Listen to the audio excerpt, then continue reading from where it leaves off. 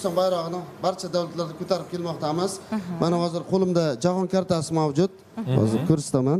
Diyarbek yordam bering. Yordam bering. Aha. Mana prezidentimiz ikkinchi medor hisoblanadi. Barcha davlatlarda bor, shu jumladan O'zbekistonda ham. Mana 2025-yilgi karta. Bu karta faqat menga keladi, chunki men O'zbekiston tayinlangan vakilman. O'zbekiston sharafini himoya qilib kelaman.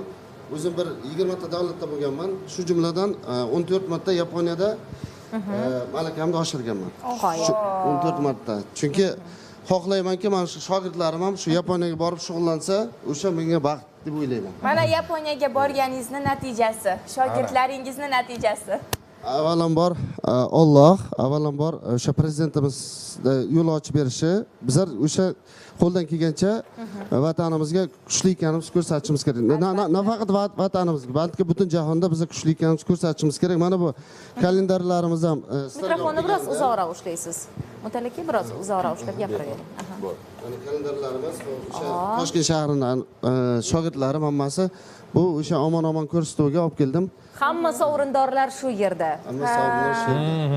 Mana oldinda ta'til boshlanadi, bir necha kunlardan keyin farzandlarini bo'sh vaqtlarini o'sha mazmunli o'tkazish maqsadida ota-onalar o'ylanib turishgan bo'lsa, albatta foydali